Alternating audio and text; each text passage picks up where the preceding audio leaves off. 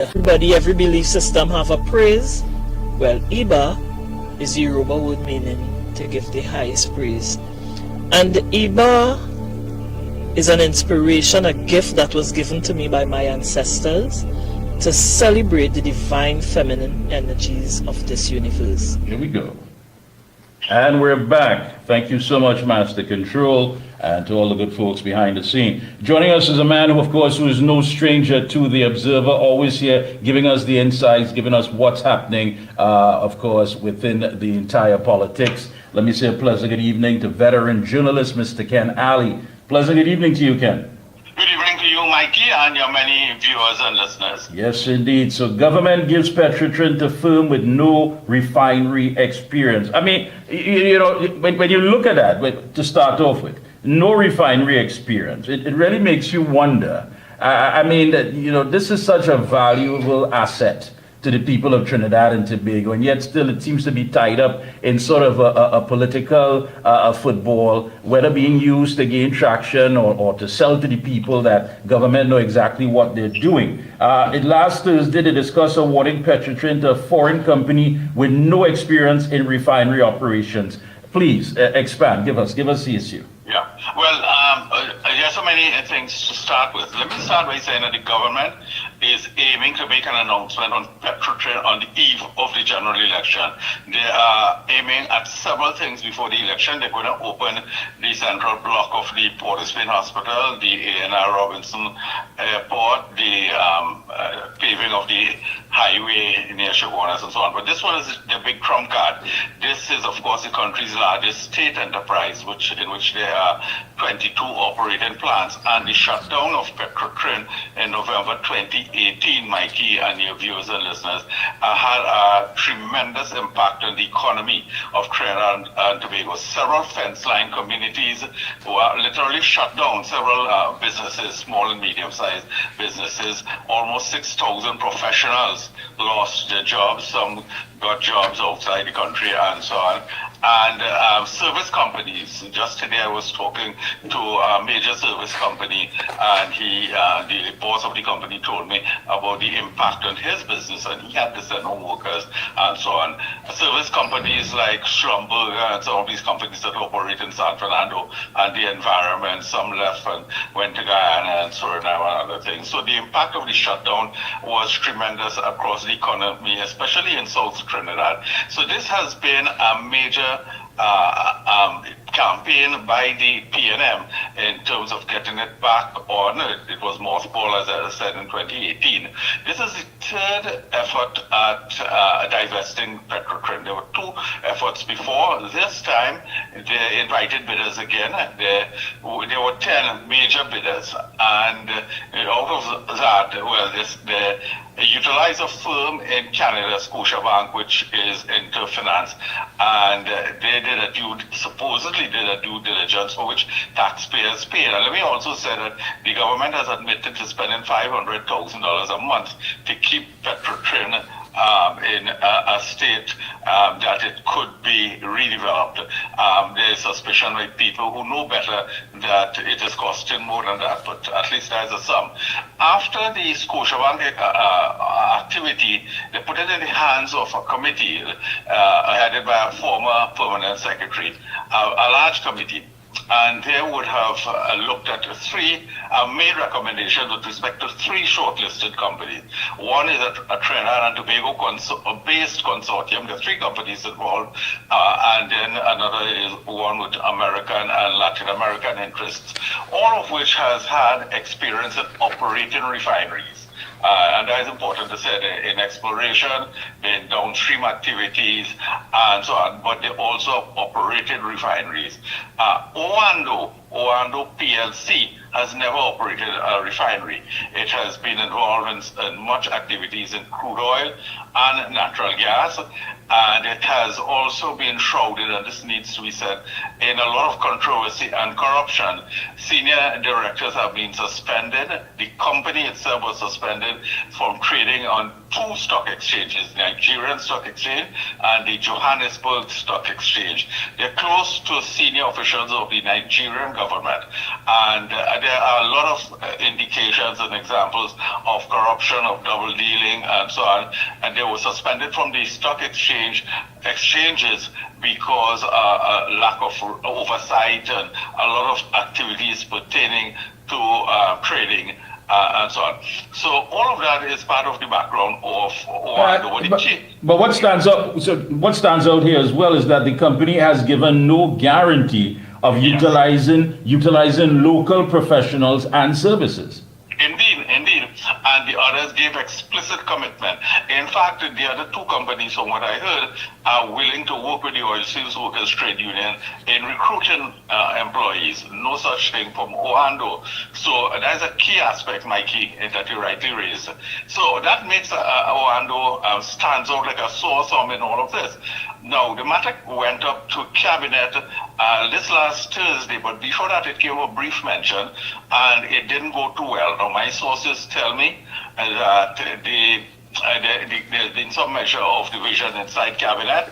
The incoming prime minister, the energy minister, has attempted to play a neutral role, but there are some, in particular, most senior minister, who is advocating strongly for Oando, and some others who feel that no, that is not the way to go. So it's a scandalous turn of events.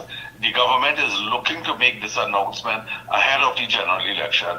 This is costing us a lot of money, and it has had a tremendous negative impact on the people. Now, this is the thing that comes across quite surprising. I mean, when you look at it, of course, and the devil is always in the fine print. I mean, you're talking about no local contractors, no subcontractors, no professionals. They're not willing to do that, but yet still government has highly considered them to give them this opportunity with the refinery. Again, can I have to ask, I mean, why is the government so confident that they can get away with these things? At some point in time, we the citizens must ask questions. At some point in time, we are going to find out that many of the people, professionals that we have here, will not be called upon to be a part of this enterprise.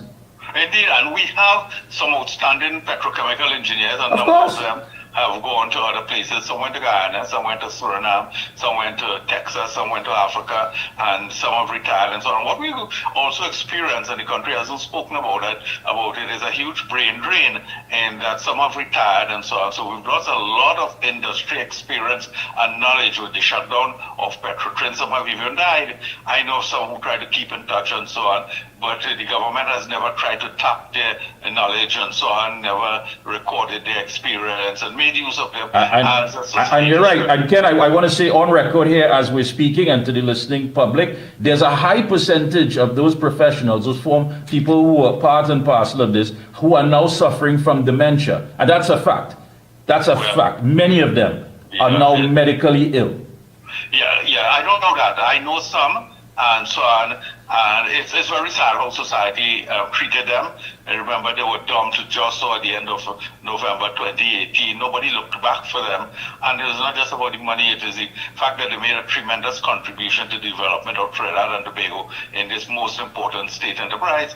So we have this here. The traditional legacy media is not paying attention to it, but the government is most surreptitiously bringing in Oando. There are several questions, one of which is who is representing Oando in Trinidad and Tobago, right? And what is that person's interest, and why is the cabinet so aligned to wanting to give this most tarnished company corruption's card and so on, our prized national asset? So those are among the critical questions that must be posed, and if and when the government begins to campaign, meaning the PNM campaigns, I know they're also targeting what was now going to be called the Claxton Bay seat. It was the Point of Pierre seat, and one expects that they will make an announcement either in San Fernando in that community and so on, and say, listen, we're bringing back the refinery, and the media may well report it and leave it at that. But there are several underlying questions with respect to this. What role did Scotiabank play? What about the committee? Did the committee feel strongly, or are they overriding the recommendation of the committee? We do not know what the committee recommended. So all of those, Mikey, are critical issues, because this, as you've indicated, is a prize, is a national asset, a huge national asset. So it requires regulation. But it always seems to be there's an issue surrounding the energy sector with the PNM government. If it's not the World Gas to Liquid and the whole Malcolm Jones issue, of course, we saw what happened with that Indian investor who's no longer apparently part of this equation. But there's always question marks involving shady individuals. And I mean, who does the homework? I mean, who goes out there and actually find these companies and individuals to say, listen, I think you're best suited to take something that belongs to the people of Trinidad and Tobago and run it? Who does that? Well, that's a very good point you're making, because there are several relevant points here. The World Gas to Liquid cost the taxpayer $3 million. That's right. And initially, it wasn't supposed to cost anything.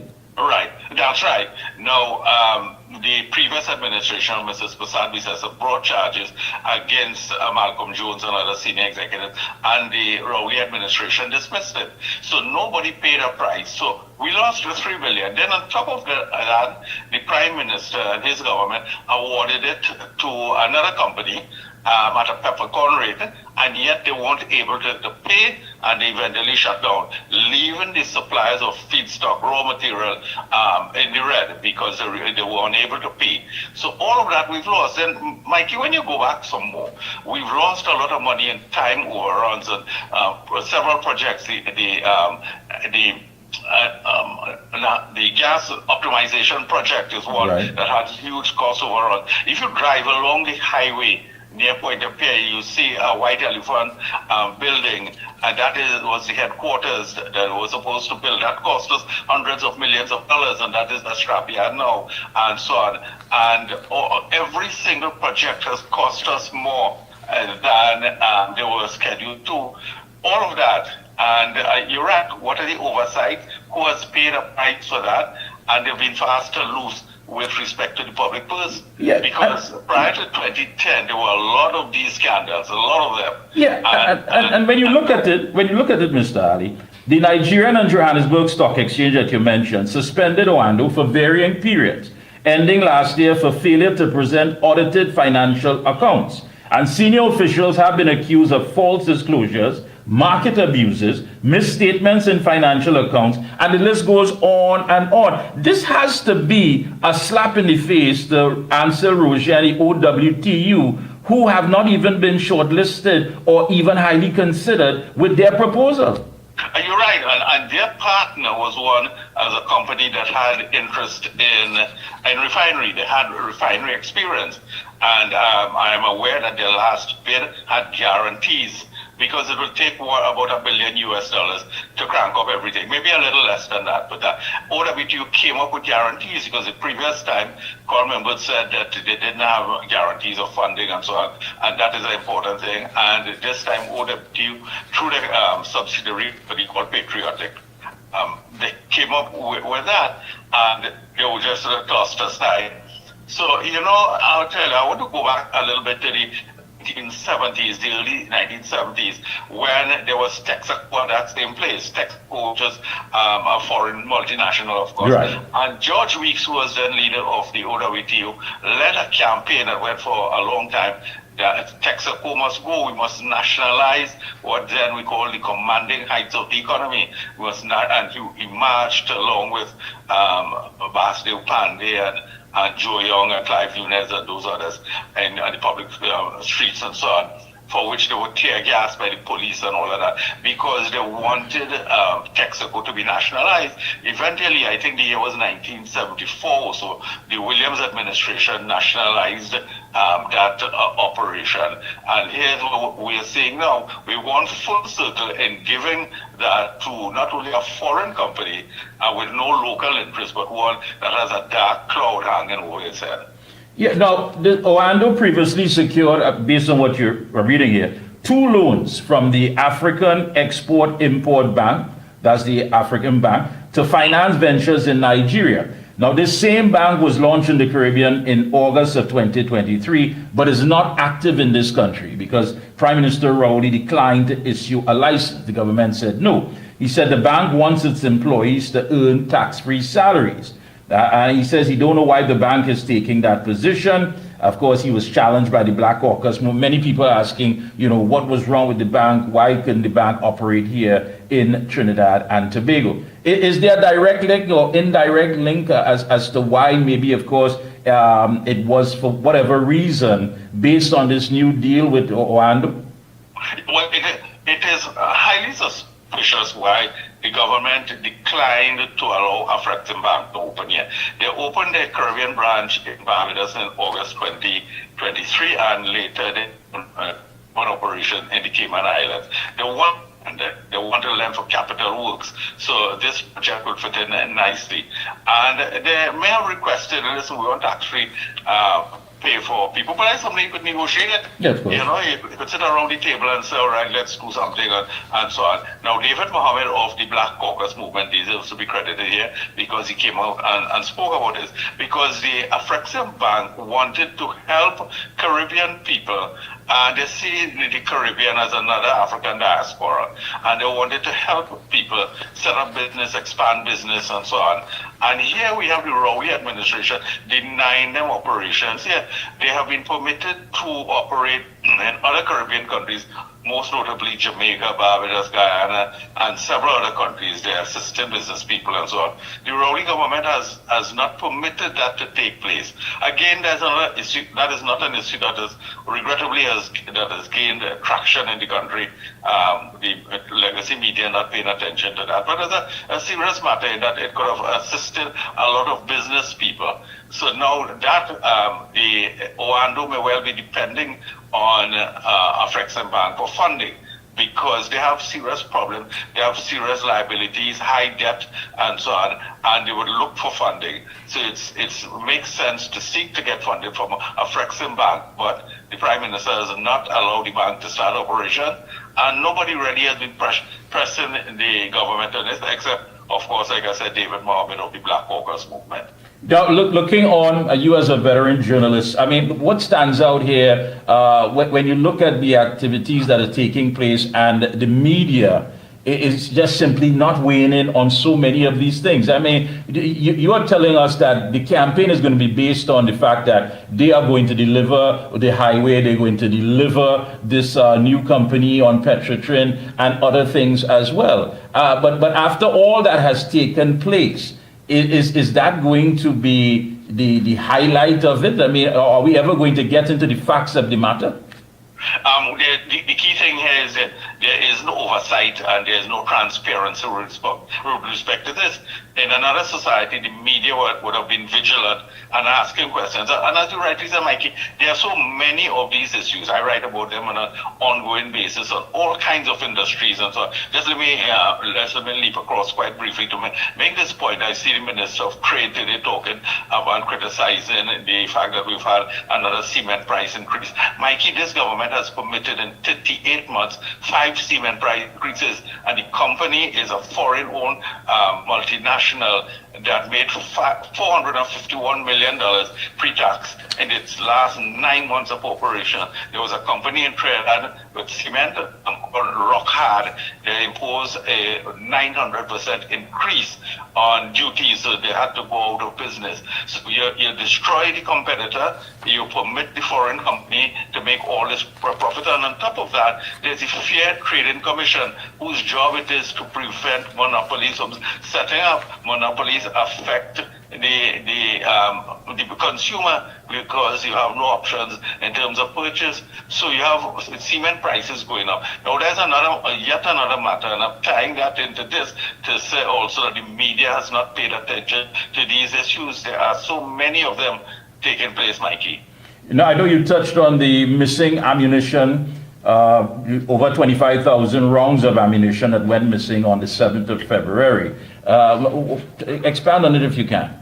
Yeah, well, let me go back to the SSA, the Strategic Services Agency, which the Prime Minister stood up in Parliament and said so many rounds of ammunition went missing, and he set up a commission. Now, this is legally purchased, he set up a committee to investigate.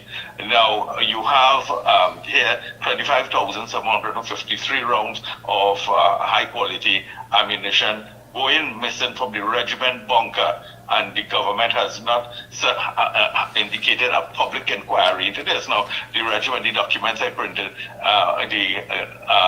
the regiment has launched its own investigation. But Mikey, all of this ties into the fact that guns and arms and ammunition are coming in freely through these borders in South, these porous borders, Erin and Icarcus and Sirius and all of these things. And no effort has been made to plug that. The Americans have told us repeatedly that high-powered guns are coming here. We don't have a gun factory. We don't make any guns. And look how armed the gangsters are. And that also ties in, Mikey, to this Venezuelan gang that you and I have spoken about called Tren de Aragua, which has been operating in Trinidad. Now, when President Trump came in, they kicked out some of the leaders who were also in the Bronx and in Colorado and some other places and so on. They come in here routinely to pirogues from Venezuela and commit crimes and they leave. So yet another issue, Mikey. There's no end of these issues, but this investigation is taking place. We may never know the result of all of it. Yeah. We just never know. Final thing on the issue. Well, we see that Mr. Imbert has gotten the nod, so he's in. Does that surprise you? To an extent, but you know what I find highly ironic, paradoxical, Mikey? These people jumping up and dancing with him, that may be the last time they see him, because he is the man who has facilitated the rich getting richer. Apart from all the litigation he has lost and cost the taxpayer, under his watch, and we've spoken about this before, the rich has gotten richer and so on.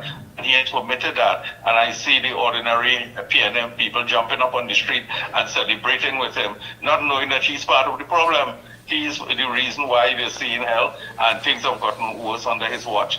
I was surprised because I have been told by reliable sources that Stuart Young, the incoming Prime Minister, wasn't so keen, and he wanted to have his own team and so on, but maybe they relented and allowed him. Now, he's the last person who was part of Patrick Manning's team from 1991, who is be going back to the polls. The Prime Minister is not going back, and Fitzgerald Hines isn't. So, yes, the short answer to your question is I'm a little bit surprised that they've chosen to go with him again. Yeah, he always seems to know how to, his political survivor. He seems to know how to maneuver and get the situation going. Any closing comments? Go right ahead. Just to speak briefly on another matter. The Prime Minister is in Barbados. What he says is his last meeting with CARICOM and so on. They're talking about food production and so on. Mikey, in Trinidad and Tobago, food production has decreased. The CARICOM came up with a plan to improve food production by 25% by the year 2025, which is this year. In Trinidad and Tobago, researching the statistics show that production has declined. More than that, you remember a few months ago, the government set up a committee to deal with food prices. Food prices have gone up by 65%, food staples like rice and so on, since 2016. And that's the last we heard of the committee. We never heard anything about the committee again. So, and he's gone now to Barbados, talking about dealing with food prices. And I'm sure when he comes back, he'll hold a press conference and say, we're dealing with this and dealing with that. And not a thing has been done. Food production has declined in Trinidad. Food prices have gone up. Yeah, but I think we're talking about yam as well. There's a whole there's a whole media blitz on the yam and the farming, and it's different. And I don't know what the campaign is going to be about. I want to thank you so much again for taking time out to link with us. It's always a pleasure to have you on. And of course, when you come, you bring the information that is needed. And really and truly, I hope that the electorate is looking on and understanding how important it is when that decision day comes to make sure that we do better in this country. Thank you so much. Thank you for having me. It was a tremendous pleasure. Thank you so much. Thank you so much. Folks, we're going to take a short break. When we come back, we talk to the political leader of the Progressive Empowerment Party, Philip Edward Alexander, right here on The Observer. We'll be right back. For all top quality and affordable hardware supplies, no one beats Midland Hardware, located number 97 Eastern Main Road, Arouca.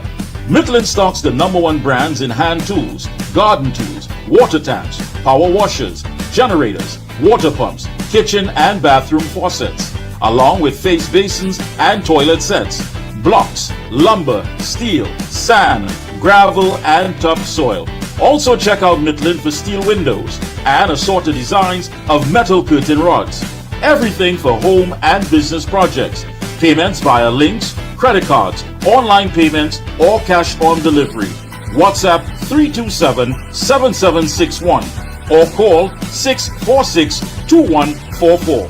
Open every day from 8 a.m. From foundation to finish, it's all at Midland. When you say TNT's construction boss, then there's only one company, Lacroix Construction Services Limited, specializing in general construction, industrial maintenance, manpower resources, transportation and lifting, and equipment rental, excavators, bulldozers, dump trucks, lighting systems, and everything for your project. We have affordable prices. Call now 267-0000 or 431-0012. Lacroix Construction Services Limited, TNT's construction boss.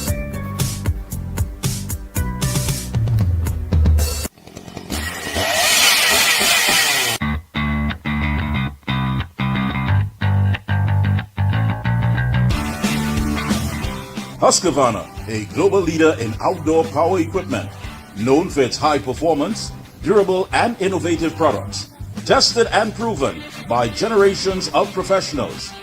Full after sales and service support whenever you need it. Contact Provar Distributors Limited, 223-9438 to find a dealer near you. Oh gosh, this place hot.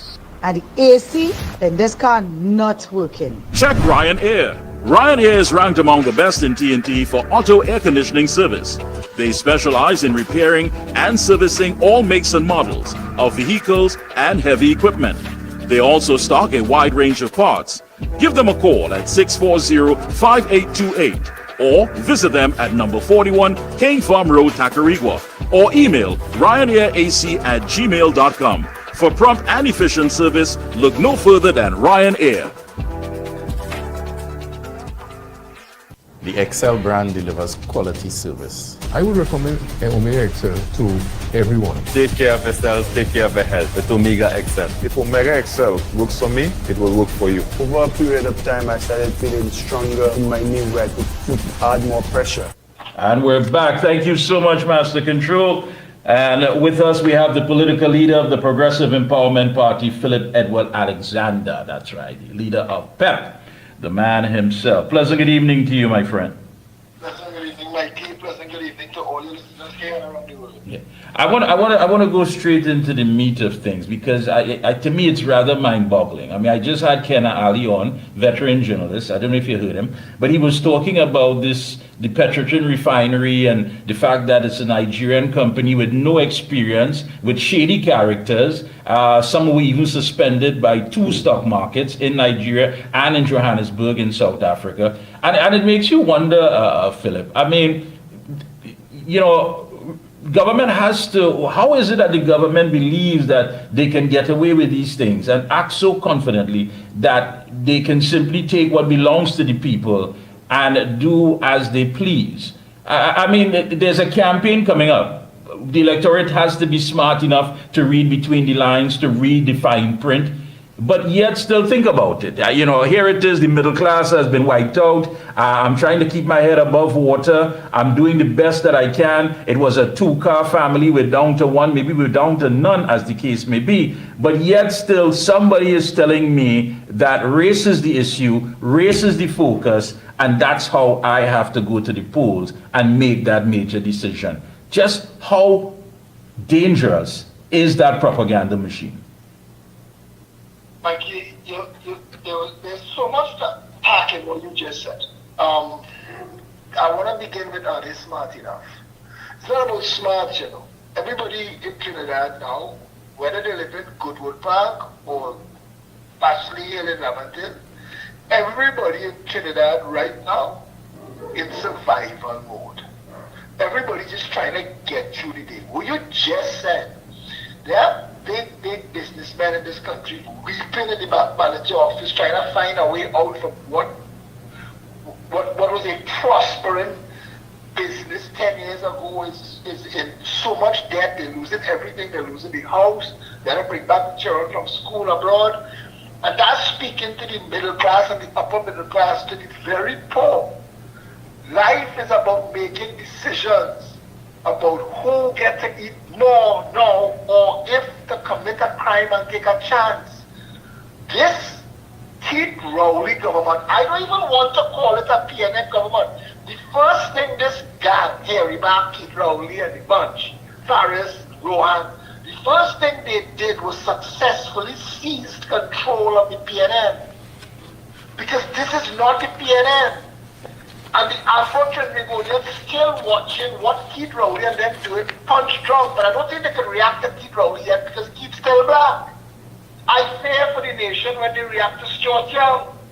Because there's a horse of a different color, no pun intended. So you're talking about the propaganda machine. Let's move away from the propaganda for a minute. There is no oversight in this country. There are no systems of governance, nothing. Everything is corrupted. This is the government that passed the procurement legislation and corrupted it to legitimize government corruption. I had an interview with British media this Sunday, and it was supposed to be a 10-minute interview, and we went on for about 2 hours. And all they were saying, it was like a panel of them, and all they were saying was 2 words over and over: wow, insane. Wow, insane. And Trinidadians, for all the internet and the World Wide Web and all of the information that they have in their hand, are not accessing the rest of the world to see how the rest of the world works. How power is restrained by people power. In Trinidad, there's no people power. And that is why Colin Edward was able to laugh at us. They in the lodge and the secret society that owns and operates that gang never let Colin forget that they recorded talking that stupidness. He thought he was outside of Trinidad and Tobago, so he could have bad talk Trinidadians, because that's how that gang sees all the Trinis, all the Afro-Trinbagonians, the Indo-Trinbagonians, the poor Syrians, the whites. That's how they see them. If you're not in their gang, you're a joke. They could laugh at you because they've manipulated the situation. They've put their people in all of the positions to legitimize their criminal wrongdoing. And the Privy Council just held up a mirror to us. When that female member of the Privy Council had Douglas Mendes stammering, when she asked him a simple question: how is it possible that an oversight agency into a government ministry is brought before us for an investigation, but the minister who she raised the fundamental questions on is not being investigated? Now, stick up in there for them. No, I do, and that's the thing about it. Do people understand what it is that you just said? I was astonished by No, let's be... Did you see her? Did you see how she spoke? Yeah, but listen, let's look at it. We're talking about 5 law lords here, 5. And you're making reference to Lady Simler. That's who you're talking about. Lady Simler, yes, it was. Lady Simler made it quite clear. And listen to this. The proceedings that have given rise to this appeal concern an application for judicial review by the Auditor General of Trinidad and Tobago, the respondent to this appeal against the Minister of Finance. The Minister and the Cabinet, referred to together as the appellants. The judicial review challenges the Minister's recommendation accepted by the Cabinet to appoint an investigation team whose members and terms of reference were determined by him. The investigation team is to report on the conduct of the Auditor General in response to an understatement by the Ministry of Finance of revenue of $2.6 billion in the public accounts for the financial year 2023 as described below. The respondent contends that the minister's decisions are tainted by bias and breach the constitutional protection for for the Auditor General in sections 116 and 136 of the Constitution. Then the front page of a daily newspaper would say, this man got the nod and people are cheering. Where are we living? Mikey, when she said those words, I mean, I watched the cross-examination. She was asking bread and butter questions to a senior counsel who was stammering. That is his legacy, you know. No matter what he ever does again in life or what he did before, and she knows. She knew when she was asking him those questions. She knew that he knew that there were clips all around him, but he was trying to hold her and them by the hands and lead them to where the PNM, the respondent, wanted them to be. And they, the law lords, were having none of it. And she said to them, because I want you to understand, when she said that, British people have a way of speaking that makes the conversation definitive and requires no further input from you. That's right. I remember in Barron versus Vines, Barron v. Vines, where the law lord began, and I said to people, since I learned this years ago, that this is the greatest insult I have ever heard come out of a human being's mouth. When he said, it is far too obvious to need stating. That means you should already know this. And the fact that I have to point it out to you is embarrassing to us both. Trinidad needs to understand how we look to the world. We're a joke to the world. Do you think Jamaica don't see the irony in Jamaica washing Venezuelan oil for Trinidad? Do you think Jamaica not laughing at us? Do you think Guyana don't know in their cabinet and in their parliament and in their bars and in their rum shop and their roti shop? You think they don't know that that's the Trinidad that laughed at we for 60 years? We was the butt of jokes. Warriors are Guyanese. What is Guyanese dollars? You're talking in Guyanese. They used to laugh at we. And look at we now. In 2 years, Guyana is going to have the most robust, largest economy in the world. That's right. And Trinidad. And I said to the people in the interview, I said, Trinidad, besides having $3 trillion in oil, we had what was supposed to earn us $30 billion a year in pitch. We should have done about $5 billion a year in tourism.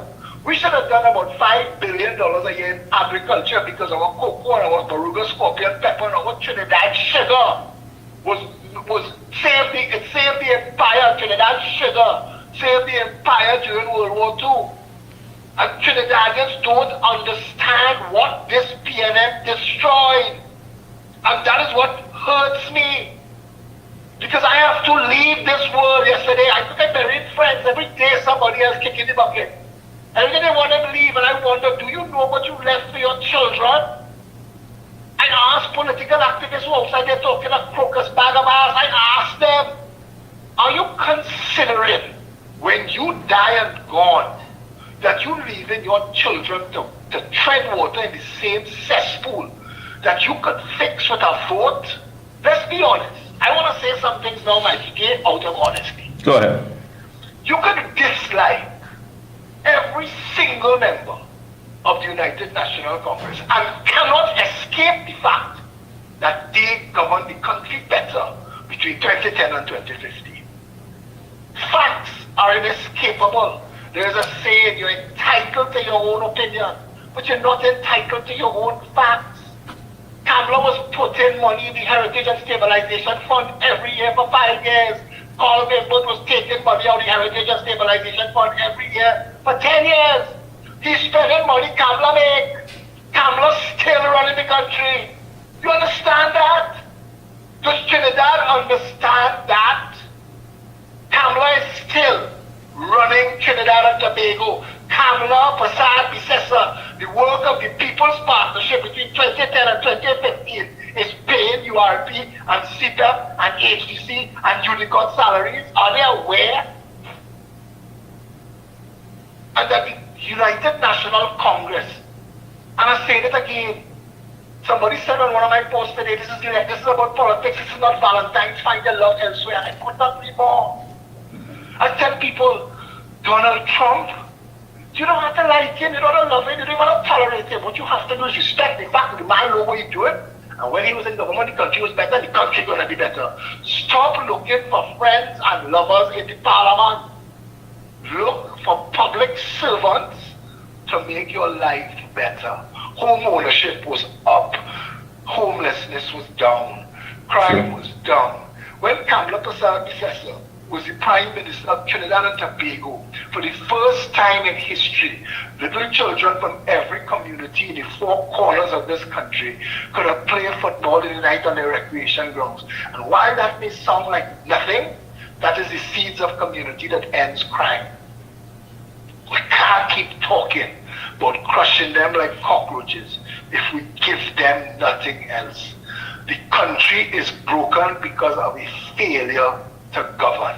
Whether it is accidental or deliberate matters not, because to the victims, all of us, everybody who's lost their business, who's lost their jobs, who's lost their lives, people have died in this country because of maladministration. People have died in this country because of failure to secure the borders and stop the 37,000 illegal guns that killing people in this country. When you see all them videos, all them little children fighting in school, that is maladministration. That is failure to manage the social development matrix to make sure that communities are thriving and prospering. Children come into school seething, want to fight one another, want to fight the teacher. Where that come from? This is Trinidad and Tobago. We're supposed to be biblical Eden. We are hell. This is Dante's 7 levels of hell. There is nothing in Trinidad that works. No part of Trinidad that good. I watched a bunch of rich Syrians sit around a table a couple of days ago eating and drinking glasses, and then one dead in an accident, and that accident was avoidable. And I'm wondering if it escaped the people, the rich and the poor, how truly fixable, how easily fixable this country is. That all we need to do is get rid of this greedy, corrupt, nasty gang that are ruining 1.4 million lives.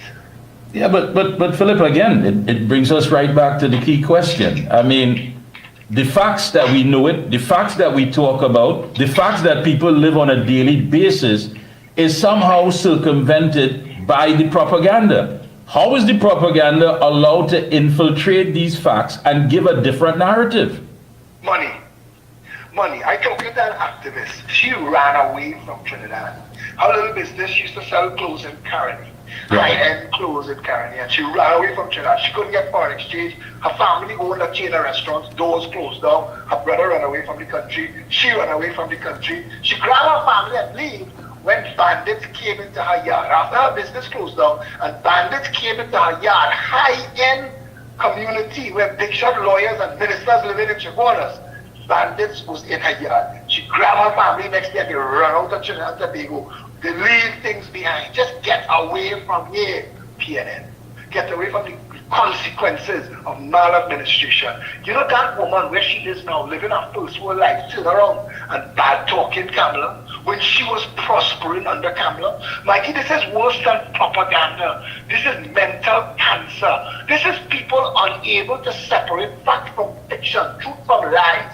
This is people that willingly snatching defeat from the jaws of victory. You could look and see for yourself that a certain group of people were more able to provide me with the goods and services that I need to have a life, and you will let personalities and ego get in the way of that? You think I care how they look? You really tell me that people interested in voting for Paris because he spent his ministerial days in the gym and the spa? That's who we are. That's who we are. There's another one, he dying. He's activist, he dying, he know he dying. He on his way out. He leaving his children to tread water in the cesspool. And all I'm asking him is, you may not like them, they may not be your first choice, but let them be your only choice, because the only other choice has destroyed your life. People are lying down in the hospital and dying from pneumonia in Trinidad. There's a crisis of pneumonia. The media won't cover it because the media is owned by the same groups that supply the public health services with medical supplies. There is an incestuous relationship between government and finances and all state services and all the goods that the people rely on to make a life. And the average person walks around believing that things are how they are because somebody is looking out for us. But nobody is. They're only looking out for themselves. And it is only when they reach in a jam, they find a number, they find a phone, and call me, or WhatsApp me, or message me. I get a number from my counselor, I get a number from my neighbor, I get a number from my friend, because they say you're going to help me. And everybody will go to and barbecue and curry you, because the public health that we spent $100 billion in the past 10 years can't take care of nobody. Our education system is creating functional illiterates. That's what it's creating, functionally illiterate people. We have to dumb down exams in Trinidad and Tobago to give people a piece of paper, but they can't get on a plane and go to America. They're tinkering with what's going on in UWI. UWI will lose its certification over this nonsense just now. We have lowered the standards of everything proper in this country to hide from the reality that Keith Rowley and his band of never-do-wells, that band of malcontents, are the reason Trinidad is hell for everybody right now. So true, my friend. So true. Philip, I want to thank you so much for linking with us here this evening. Any closing comments? Go right ahead. Mikey, I want to thank you for having me as usual, and I want to call on Trinbagonians, please. Do as I did. This is not about you, and it is not about me. It is about Trinidad. If we lift all, then there'll be nobody to commit crime. There'll be nobody to jump your wall and kick down your door and interfere with your culture. If everybody have a life and a chance at a life, if everybody have hope and opportunity, the country will work. The majority of countries in the world that work, that's how they work. I believe in Kamala Prasad, Sessa. I believe that she wants what is best for the country. I believe she wants a second chance to show that she knows how to run Trinidad and Tobago. And I think that if we give her a chance, coming on the heels of what she did between 2010 and 2015 when she was still a neophyte, when she was still brand new to the governing thing, give her the chance now and let her show all of us why she is going to probably be recorded in our history as the best prime minister we've ever had. We have a chance to turn this corner and rescue ourselves before it is too late. This PNM that has signed us over to the WEF, I know there are plenty of people drunk and whining tonight and just thinking about eating the next box of KFC. So they're not studying what the World Economic Forum means for their children, the enslavement, economic enslavement that it means. But I need them to dig deep and to find out. The World Health Organization has been given authority over Trinidad and Tobago law enforcement that they could land here with their own army and their own soldiers and hold on Trinbagonians and inject them with whatever they want to inject you with, because I knew Fauci says so. I want to tell Trinidad and Tobago, Keith Rowley has sold us, and we need to rescue ourselves. We need to put a government in office that is willing to partner with the strong in the world to rid ourselves of all of these demons hanging over us. And the only person that commands the numbers to do that is Kamala Prasad Bisesa. Thank you so much again, Philip. Keep up the good work. We'll be checking in with you periodically. All the best, my friend. Yeah, folks, and don't forget, folks, our bodies are under stress from environmental toxins to work stress to poor food choices and low nutrients in the food we eat. Our bodies are under a lot of stress, and all of these can lead to high inflammation levels. Excessive inflammation can lead to a large number of health problems that cause pain and damage to the body. What do? Pick up the Omega XL. The omega-3 fatty acids help the body reduce inflammation, and Omega XL provides the health benefits of many fatty acids. It is one of the most powerful all-natural anti-inflammatory supplement on the market today. Yeah, it really makes you wonder. I mean, we've been through facts and facts and facts, but you know, how is it that these things are being done with so much confidence? And the fact that people believe that we as the electorate are not going to read between the lines. You know, I read to you what Lady Simla, who was one of the 5 law lords that dealt with the Jawanti Ramdas, responded to the Ministry of Finance. And, think about it. Put it in perspective. Someone does something that has deprived many of us of opportunity. We're talking about $2.6 billion cannot be accounted for. $2.6 billion that have many people in this country, when you fall ill, cannot be warded. You have to sit on a bench, lay on a bench, stay on a chair until you get medical attention.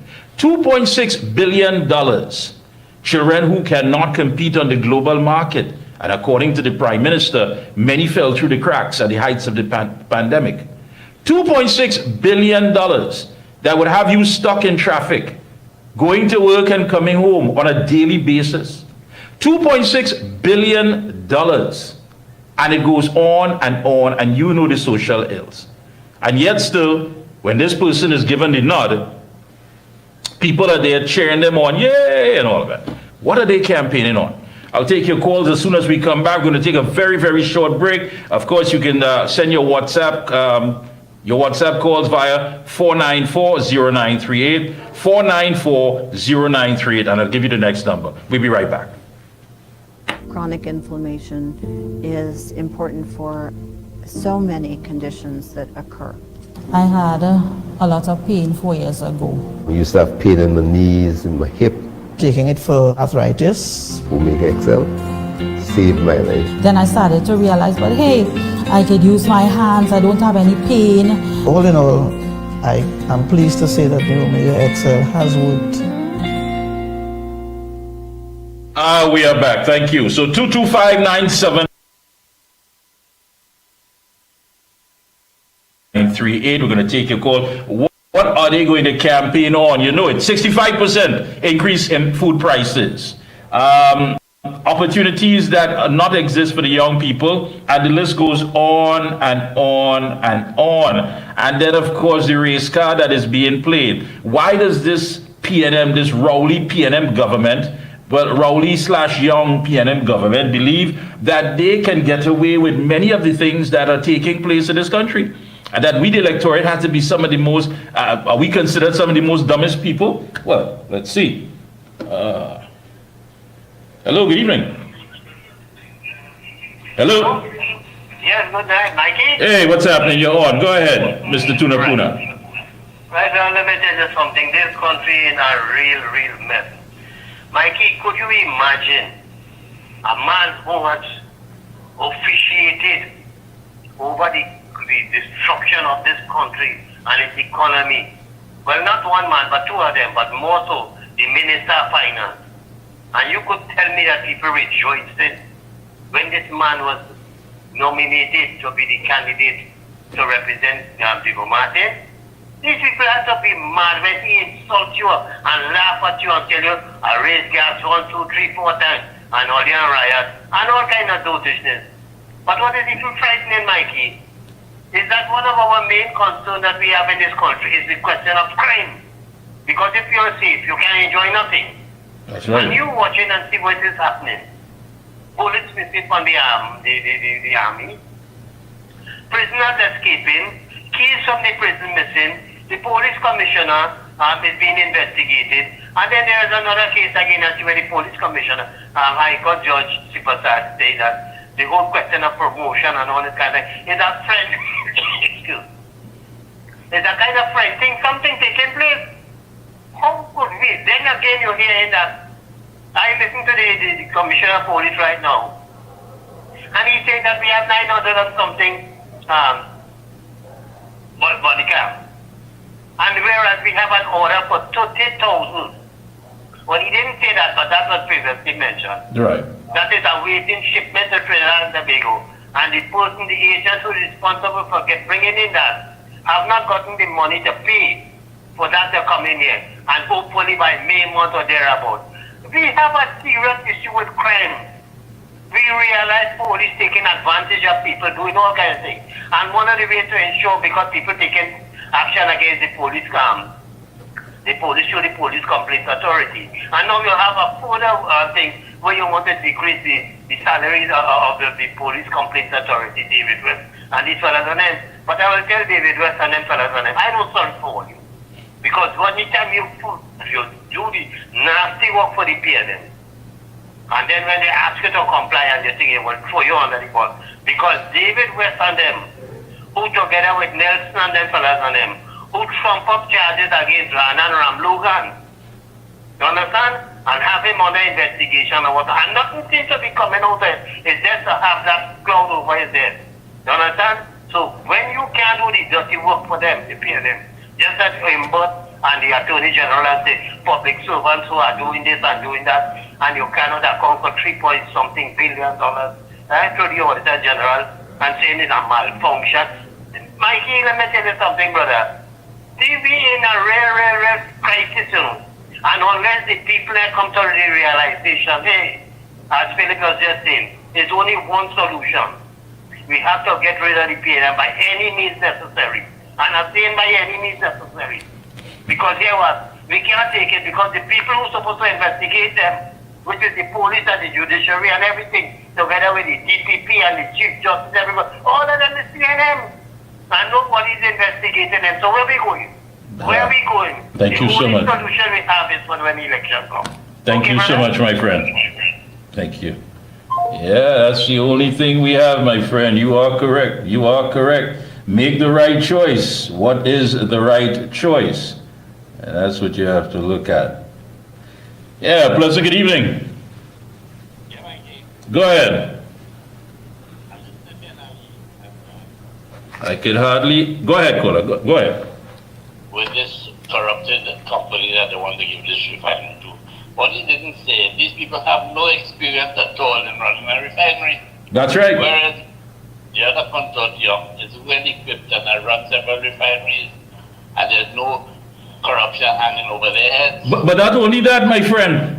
Many of the characters there have been suspended from trading and what have you.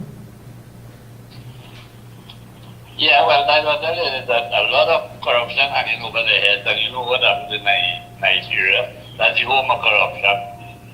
And, you know, there are genuine consortium of companies that want to run this refinery. And, you know, apparently, the powers that be want us to go with this Nigerian company, which will be a disaster. Yeah, but let me ask you this. Why are they so confident that they believe they can get away with that? But they've gotten away with everything already. So, I mean, this is just another one. Yeah, but at some point in time, if the media falls short, we, the electorate, have to ask the questions. I mean, this is something that is an asset to the people of Trinidad and Tobago. And you just can't put it in the hands of anyone, you know, where we have to ask the question, are they experienced? Are they above board? Yeah, Mikey, we can ask question. Who you asking and who will answer? They just do what they want because they've been allowed to do it for so many years. And they will just continue. Wow. Thank you so much, my friend. Wow.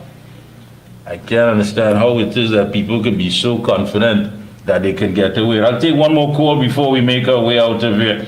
I cannot believe that, you know, that people believe that they can get away with this. I mean, this is, what you heard this evening is mind-boggling. It belongs to the people of Trinidad and Tobago. And you're putting it in the hands of questionable people, characters who have been barred from trading, a company that has no experience whatsoever. And you know, and you have the fact that they are letting you know that the locals, the people here, the professionals, our people who went to school, who worked at Petrotrin, will not be given an opportunity to work with this new entity. And as I told you, many of them, many of those former workers at Petrotrin are suffering from dementia. That's a fact. You can go to the clinic at the San Fernando General Hospital on any given day, and you will find many of them there, them and their relatives waiting for medical assistance. That's a fact. They're our people. Why does this government believe that they can get away with this? And why are they labeling us as fools? That we can't think for ourselves? That we don't know right from wrong? And what example do they set? Now think about it. You have a problem with the little boy who walking around with the pants hanging down his waist and he have a gun but there are worse out there. $2.6 billion cannot be accounted for. We the people have been deprived of that, of delivery and of services. Well, that brings us to the end of our program this evening. We'll be back tomorrow, God willing, right here on Guile TV, realmediatt.com. Workers' Rights, I believe, we're streaming on as well. Wherever you're getting us, please share it. As the program grows from strength to strength, we're coming into our 3rd year. That's right, 3 years, The Observer, 3 years. And of course, I always tell you that, action is going to kick in, but action is now. And action begins with us. And it begins with you being conscious enough to understand what you want and what you want for the next generation. We have a responsibility. These things belong to us. And we can't simply sit by, idly by, and just be observers of injustice. Until then, folks, we continue. Have a good one. Be safe. Until tomorrow, we're out of here. The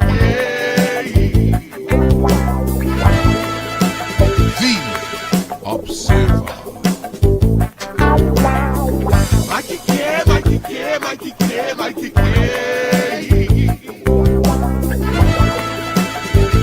The Observer. Million Laughs Production presents a 10-year anniversary celebration like no other. It's Million Laughs Monday. Monday, February 17th. Queen's Hall will come alive with laughter, fun, and